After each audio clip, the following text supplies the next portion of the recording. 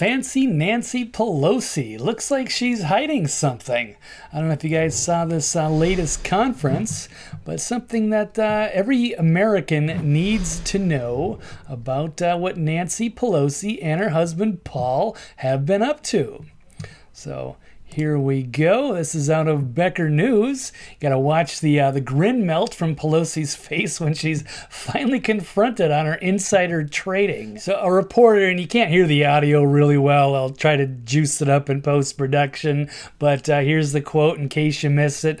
So over the course of your career, has your husband ever made a stock purchase or sale based on information you received? Yeah. One more, he said. Yes, sir. Over the course of your career, has your husband ever made a stock purchase or sale based on information he's received from you? What are you saying? Over the course of your career, has your husband ever made a stock purchase or sale based on information he received from you? No, absolutely not. Okay, thank you. Now, I'm no body language expert, but that looks like guilt to me if I've ever seen it. She couldn't get out of there fast enough. Totally unprepared. She's usually not used to fielding tough questions like that, and it showed. And so, as Becker News reported weeks ago, Paul Pelosi loaded up on chip stocks as Congress worked on a bill that would purportedly make the U.S. tech sector more competitive against Chinese products. And so here you go. He bought $5 million, including 20,000 shares of NVIDIA, ahead of a China competition bill in the Senate that would allocate $52 billion to boost domestic semiconductor manufacturing and includes massive tax credits. I mean, that's a great idea. Obviously, there's a chip shortage. We have a problem with that. But what does Pelosi know? What is she hearing about in Congress? And then, of course, she's from Silicon Valley with her investor husband, Paul. And it's curious. You think they're actually exchanging information?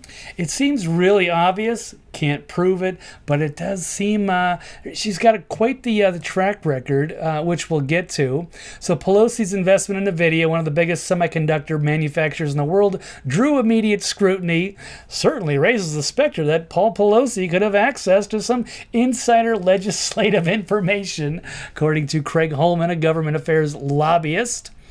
And 7 months ago, Twitter indefinitely suspended Nancy Tracker, which is a popular account that actually was documenting this, because you can't count on the press to actually do their job. So now it's up to the independent media to get this information and to spread it. And then, of course, Twitter shuts them down. Of course, Twitter is also part of Silicon Valley. Yeah, one call from the Pelosis, and we got rid of that Nancy Tracker in a hurry.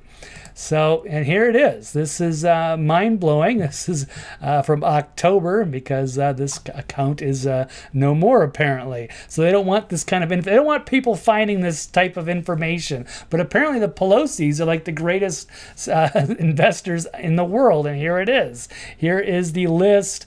If you know Bill Ackman and Walter Schloss, Warren Buffett, George Soros. I mean, it's amazing that they can come up with 15-20% returns on their investments. But if you scroll down, you got Nancy Pelosi beats all of them, over triple the investment fund, 69%. And that's just from October. Who knows what she's going to be, her and her husband are going to be making on this new NVIDIA deal. I'm sure that they can't go wrong. So what do they know? When did they know it? But this is how they are enriching themselves on the back of the taxpayers. This is what she's up to back there. Well, she's acting like she's a representative of the people. No, she is in it for herself, and they are so freaking greedy. They can't help themselves.